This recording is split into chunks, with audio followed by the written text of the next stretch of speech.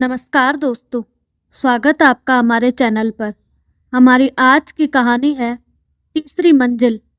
घर जैसे खुशियों से खिल उठा, जिसे देखो वह शादी की ही बातें करता दिखाई देता।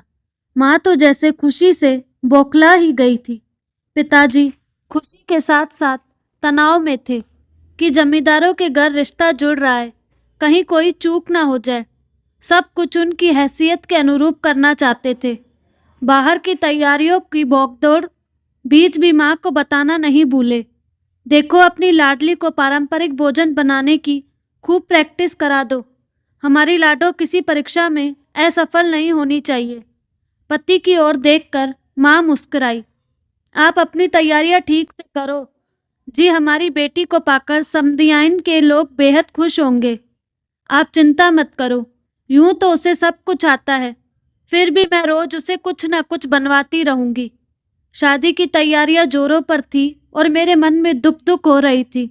बचपन से लखनऊ में जन्मी पली बड़ी, मैं अचानक से जौनपुर में जाकर कैसे बस जाऊंगी? यह कैसा शहर होगा? कैसे लोग होंगे? जमींदार परिवार का क्या अर्थ है? मैं मन ही मन समझने की कोशिश करती, पर किसी से कुछ पूछ न पाती। सोचती कि यदि भाई की शादी हो गई होती तो कम से कम भाभी से मन की बात तो कर सकती थी। मेरे मन में जौनपुर और जौनपुर वासियों और होने वाले परिजनों को लेकर अनेक प्रश्न सर उठा रहे थे।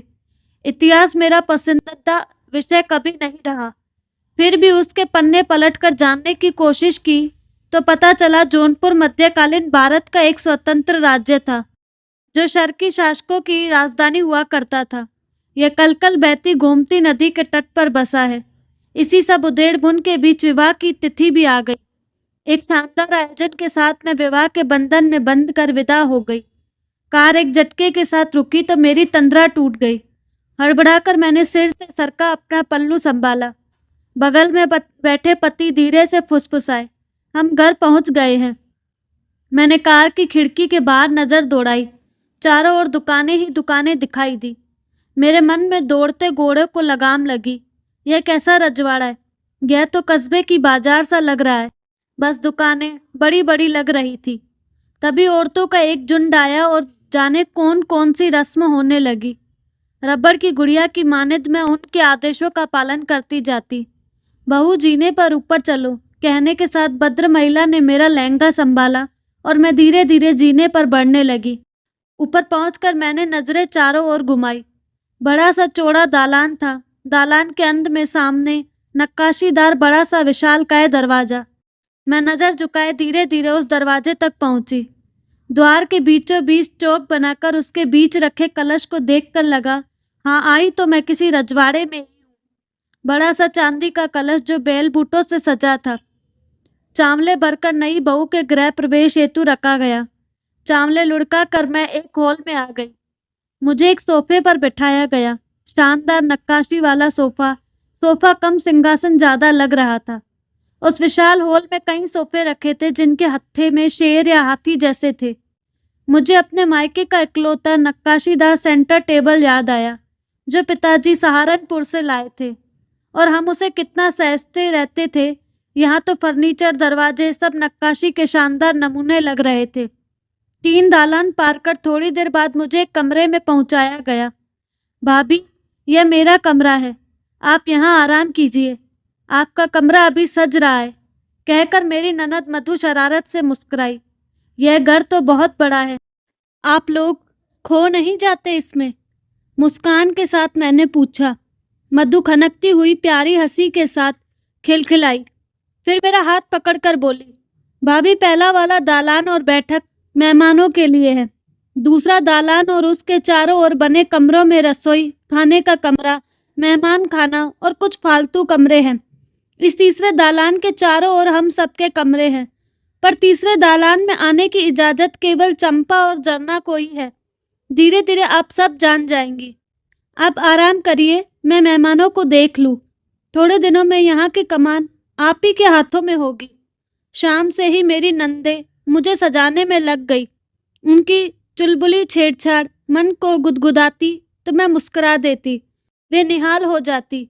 मेरी लंबी चोटी खोल कर वे मेरे केशों की तारीफ में कसीदे पढ़ने लगी। हाय भाभी, भैया तो इन केशों में ही खो जाएंगे। एक ने मुझे कोहनी मारी। हाँ, भैया के काम का क्या होगा? इनसे बंधे हुए तो कहीं जा ही नहीं पाएंगे। और कमरा उनकी खिलखिलाहटों से भर गया। तभी सासू माँ आई। उनके पीछे पीछे चंपा एक बड़ा सा थाल थामी हुई थी। वह साटन के लाल गोटेदार कपड़े से ढका हुआ था। बहू रानी, यह हमारा खानदानी लहंगा है, सच्चे काम का, मतलब सोने चांदी के तारों के काम का है। इसमें थोड़ा भारी है पर हमारे घर की परंपरा है। आज के दिन इस परिवार की कुलवधू इससे पहनती है। जी।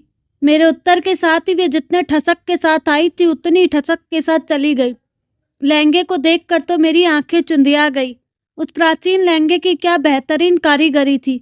शादी के लिए लखनऊ जैसे शहर में कितने ही लहंगे देखे थे मैंने, पर इसके आसपास भी कोई टिक न जाए ऐसा एक लहंगा मेरी नजर के सामने नहीं आया था। भाभी ऐसे क्या देख रही हैं? थोड़ा भारी तो है पर पहनना तो पड़ेगा ही। मधु ने मुझे हिलाया। हाँ, बहुत सुंदर है। मैंने आंखें झपकाई तो सब फिर खिलखिला उठी। तैयार होकर जब आध कदम आईने में स्वयं को देखा तो एक पल को तो भ्रम ही हो गया कि आईने में कोई महारानी खड़ी है। बिन बोले ही मैं मुस्कुरा दी। थोड़ी देर में सब मुझे मेरे कमरे में पहुंचाकर चली गई। उनके जाते ही मैंने अपने कमरे को निहारा। कमरा नहीं उसे हॉल ही कहना सही होगा। यह विशाल हॉल मेरा है। सोचकर ही मैं रोमांचित हो उठी। ऐसा तो कभी सपने में भी कल्पना नहीं की थी। बीच कमरे में लकड़ी का विशाल नक्काशीदार पलंग पड़ा हुआ था, जिसके सिरहाने पर नक्काशी की हुई थी। पलंग को फूलों से सजाया गया था। कमरे में एक और बड़ा सा सोफा पड़ा हुआ था, जिस पर सुंदर कारीगरी से कमल के फूल उकेरे गए थे। जमीन पर मोटी पार्श्विन कालीन बिछी हुई थी। अचानक मेरी निगाह छत पर गई और मेरी आंखें फटी की फटी रह गई। पूरी छत काले नीले सफेद रंग की चित्रकारी से सजी हुई थी। दो विशाल जाड़ फानुस लटक रहे थे। अभी मैं देख ही रही थी कि कमरे के दरवाजे पर आहट हुई और मैं संभल कर बैठ गई। नीले रंग की शेरवानी पर नारंगी साफा बांधे, गले में मोती की माला पहने मेरे पति कमरे में दाखिल हुए।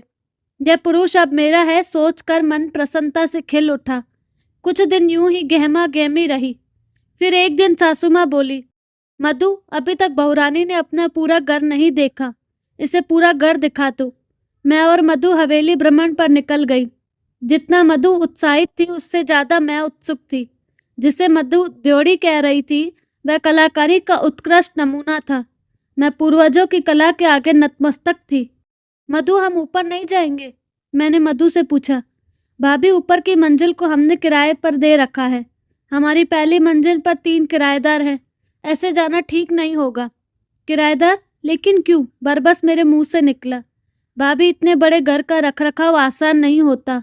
आश्चर्य से मेरी ओर देखकर मधु बोली। मेरा मतलब वह नहीं था। मैं बुरी तरह हड़बड़ा गई थी। कोई बात नहीं भाभी, वह स्वाभाविक प्रश्न था। मेरे कंधे पर हाथ रखकर मधु मुझे आश्वस्त करते हुए बोली, इसके ऊपर भी एक और मंजिल है, पर मैं वहां नहीं जाती। आप भैया के साथ जाकर देख लीजिएगा। आप नहीं जाती मतलब? भाभी, आप तो जानती ही हैं पुरानी हवेलियों के साथ कितने कुछ से जुड़े होते हैं, तो हमारी हवेली भी इसका अपवाद नहीं है। मधु ने समझाया। मतलब भूत? हाँ, ऐसा ही कुछ। मधु की आंखों में शरारत थी। सच बताइए ना।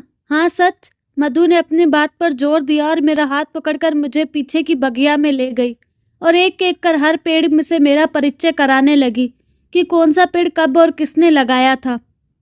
उसी समय चंपा आई। भाभी, आपको भैया बुला रहे हैं। भैया बुला रहे हैं, दोहराते हुए मधु ने मुझे शरारत से कोहनी मारी। मैं लज्जाई सी चंपा के पीछे चल दी। पतिदेव तो जैसे मेरी प्रतीक्षा में ही बैठे थे। देखते ही बोले, चलो तुम्हें गोमती नदी की सैर कराता हूँ। वहाँ सूर्यास्त का नज़ारा देखना, मज़ा आ जाएगा। कुछ ही समय में हम कलकल बहती गोमती नदी के ऊपर बने शाही पुल पर थे। लाल रंग का ऐतिहासिक पुल अपनी पूरी भव्यता से मेरा मन मोह रहा था। पतिदेव गर्व से बता रहे थे कि इसे अकबर के आदेश पर मुन्नीन खाना ने बनवाया था और माँ और मधु के साथ तुम जिस शाही किले को देखने गई थी उसका निर्माण फिरोज शाह ने करवाया था। अचानक मेरे मुंह से निकला, मुझे अपनी कोठरी की ऊपरी मंजिल कब दिखाएंगे आप? पतिदेव कुछ पल मुझे निहारते रहे और फिर बोले, तुम्हें ऊपरी मंजिल देखनी है? हाँ। ठीक है, दिखा दूंगा। चलो घर चलते हैं। परिवार का हर सदस्य किसी न किसी बहाने से मुझे ऊपर की मंजिल दिखाने से कतरा जाता था। ऐसा मुझे लग रहा था। मैं भी बार बार नहीं कह पा रही थी, पर मेरा डर और जिज्ञासा दोनों ही बढ़ती जा रही थी। उस दिन सुबह सुबह मैं बीच के दालान में आई तो पहली मंजिल पर रहने वाली आरती मिल गई। भाभी, मैं आपको ही बुलाने आ रही थी। आज आप लंच मेरे साथ करिएगा तो मुझे खुशी होगी। जब से आपकी शादी हुई है मैं आपको बुलाना चाह रही थी। मैं माँ से मेरी बात बीच में काटकर आरती बोली, आंटी जी, वह मधु से मेरी बात हो गई है। मैं आप ही की प्रतीक्षा करूंगी। मैंने आपके लिए कुछ खास बनाया है। ठीक है, मैं मुस्कुराई। हम तीनों गपशप के साथ पिज़्ज़ा का आनंद ले रहे थे कि कमरे का दरवाज़ा अचानक धीरे से खुला और एक हाथ जिसमें एक डब्बा और फूलों का गुलदस्ता था दिखाई दिया। मेरी तो सांस ही अटक गई। आरती और मधु ने एक दूसरे की ओर देखा। तब तक उस हाथ से जुड़ा शरीर भी सामने आ गया और आरती और मधु दोनों एक साथ बोली, ओह, तुम हो, डरा ही दिया था। आकाश, जो कि इसी मंजिल पर दूसरी ओर रहता था, हड़बड़ाया सा खड़ा था। वह कुछ बोल ही नहीं पा रहा था। हाँ हाँ आकाश, लाओ। भाभी, ये गुलदस्ता मैंने आपके लिए मंगाया था। आप पहली बार आई है ना? आरती ने बात संभाली और आगे बढ़कर आकाश से सामान ले लिया। ये इमरती, अटकता हुआ आकाश बोला। दोनों की हड़बड़ाहट छिपाए नहीं छिप रही थी। आओ बैठो आकाश, मधु बोली। भाभी, यहाँ की इमरती मशहूर है, इसलिए खास आपके लिए मंगवाई है। कहते हुए आरती ने दोनों चीज़ें मुझे पकड़ा दी। हम चारों थोड़ी देर बात करते रहे, पर आकाश सामान्य नहीं हो पा रहा था। उसकी नज़र मेरे पास रखे गुलदस्ते पर बार बार जाकर अटक रही थी। चलती हुई जब मैंने गुलदस्ता उठाया तो उससे लटकता हुआ छोटा सा कार्ड उनकी चुगली कर गया, जिसे मैंने धीरे से निकाल लिया और आरती को गले लगाकर धीरे से सबकी नज़र से बचाकर उसके हाथ में पकड़ाकर बोली, यह तुम्हारे लिए है। कार्ड पर लिखा था, फॉर माई लव। धीरे धीरे तीनों किराएदार मुझसे खुलने लगे थे। आरती और आकाश तो अपने अपने हिस्से में अकेले ही रहते थे और उनके बीच पक रही खिचड़ी अब मेरे सामने थी। दूसरी मंजिल पर ही एक बड़े हिस्से में जितेंद्र रहता था, जो किसी बैंक में काम करता था। उसके साथ उसकी माताजी रहती थी, जिनके खाली समय में मैं अब अक्सर उनके पास थोड़ी देर के लिए चली जाती। सासू माँ आज़ाद ख्याल की थी, ज़्यादा टोका टाकी नहीं करती थी, बस अपने काम से काम। राशि ठसक में ही रहती थी, घर में भी जेवरों से लदी रहती। मधु कॉलेज चली जाती और माँ जी आराम करने, तो मैं ऊपर वाली माताजी के पास जा दमकती। उनके पास ढेरों किस्से थे। बहू, तुम तीसरी मंजिल पर गई कभी? एक दिन अचानक उन्होंने पूछा। नहीं माताजी, कोई ले ही नहीं जाता मुझे। मेरा लहजा शिकायती भरा था। जाना भी मत बहू, ऐसा क्या है वहाँ? मैंने पूछा तो वह अजीब निगाहों से मुझे देखने लगी। बताइए ना, मैंने जोर दिया। फिर कभी बताऊंगी बहू, अभी तो मुझे आराम करना है। मैं चली तो आई, पर मुझे ऊपरी मंजिल का रहस्य जानने का रास्ता मिल गया था। मेरे बार बार कुरेदने पर उस दिन माताजी बोली, देखो बहू, किसी से कहोगी नहीं तो तुम्हें बताऊं। नहीं माताजी, आपकी बात मैं किसी को क्यों बताने लगी भला? मैं उत्साहित थी। जानती हो, ऊपर की मंजिल पर ना रात में कुछ लोग आते हैं। कौन लोग और क्यों आते हैं माताजी? पता नहीं, पर आते तो हैं, माताजी बोली।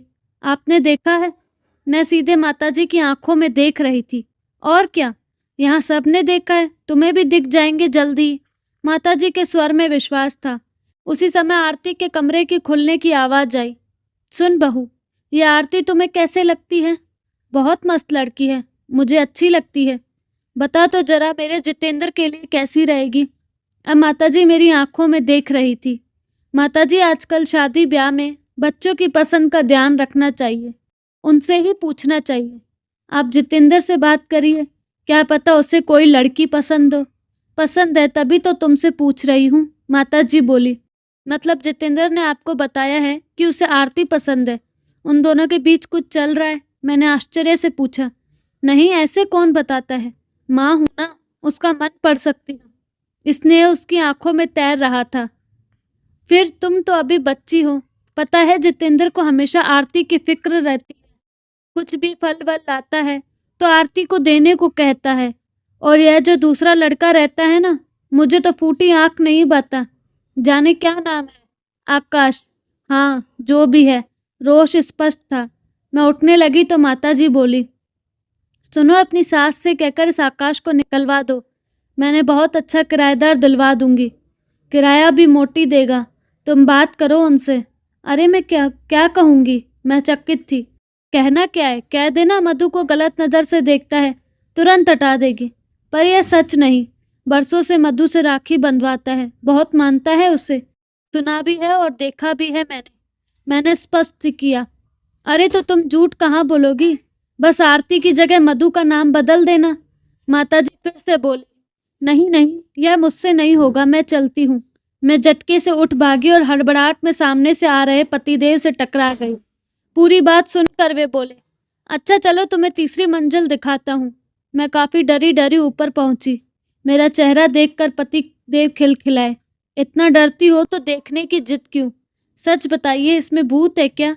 नहीं यार, सब बकवास है। भूत होता तो मैं तुम्हें यहाँ लाता। भूत वूत कुछ नहीं होता। कहते हुए उन्होंने कमरे के विशाल दरवाजे को धक्का दिया। दरवाजा आवाज के साथ खुल गया। घबराहट में मैंने पति की कमीज पीछे से पकड़ ली। वे मुस्कुराए और मेरा हाथ थामकर अंदर बढ़े। अंदर आते ही आश्चर्य से मेरा मुंह खुला का खुला रह गया। मैं एक बड़ी लाइब्रेरी के अंदर खड़ी थी। लकड़ी के नक्काशीदार अलमारियों के ऊपर खूबसूरत फ्रेम में महान क्रांतिकारियों की अनेक फोटो लगी थी। कुछ को मैं पहचान रही थी और ज़्यादातर को नहीं। एक किनारे पर मोटा गद्दा बिछा था, जिस पर खूबसूरत कालीन बिछी थी और कई तकिए रखे हुए थे। मैं कल्पना कर सकती थी कि यहीं पर सब बैठते और बातचीत करते होंगे। आगे बढ़कर पतिदेव ने एक अलमारी का दरवाज़ा खोल दिया। अंदर किताबें भरी पड़ी थी। ये हमारे परिवार का गौरवपूर्ण इतिहास का पन्ना है, जिस पर हम सबको गर्व है। यह वह स्थान है जहाँ क्रांतिकारी आते थे और आज़ादी की योजना बनाते थे। हमारे पर बाबा का आज़ादी की लड़ाई के एक सैनिक थे। इस कमरे में कैद उनकी यादें हमारी बेशकीमती धरोहर है। और यह भूत वाली बात सब बकवास है। पहले सामने वाले बाग में दूसरे किराएदार थे, बहुत पुराने, पर उनकी नीयत में खोट आ गया था। लोगों को डराने के लिए वह ऐसी अनगढ़ बातें फैलाते थे कि सफ़ेद धोती कुर्ते में कुछ लोग रात में तीसरी मंजिल पर आते हैं। जब पानी सर के ऊपर हो गया तब हमने उन्हें निकाल दिया। जब से आरती और आकाश आए हैं सब ठीक है। पर माताजी, मैंने बात अधूरी छोड़ दी। हाँ माताजी थोड़ा इधर उधर की बातें करती है, पर उनका ज़्यादा किसी से मिलना जुलना नहीं। और उनका बेटा जितेंद्र बहुत नेक इंसान है, सबकी मदद को हमेशा तैयार रहता। और उसके पिता बाबूजी के अच्छे मित्र थे, इसीलिए मैं सब कुछ ध्यान से सुन रही थी। अच्छा श्रीमती जी, आपका डर और भ्रम दूर हुआ हो या फिर भूत को बुलाऊं? हंसते हुए वो बोले, मैं यहाँ से किताबें लेकर पढ़ सकती हूँ ना? अपनी जेब छुपाते हुए मैंने पूछा। हाँ हाँ, तुम मालकिन हो यहाँ की। सुना था तुम्हें पढ़ने का शौक है, खूब पढ़ो। चाहो तो यहाँ की सफाई करा के यहीं बैठ कर पढ़ो। नहीं, अपने कमरे में ही पढ़ूंगी, जहाँ यहाँ ज़्यादा एकांत है। ठीक है। हाँ, एक बात याद रखना, यह आकाश, आरती और जितेंद्र की प्रेम कहानी उन्हें ही सुलझाने देना, तुम बीच में मत पड़ना। और हम एक दूसरे के हाथ में हाथ डाले नीचे की ओर चल दिए। डर का भूत भाग गया था। तो दोस्तों, कैसे लगी आपको कहानी? अपनी राय कमेंट बॉक्स में ज़रूर बताइएगा। साथ ही हमारे चैनल को लाइक, शेयर एंड सब्सक्राइब करना ना भूलें। धन्यवाद।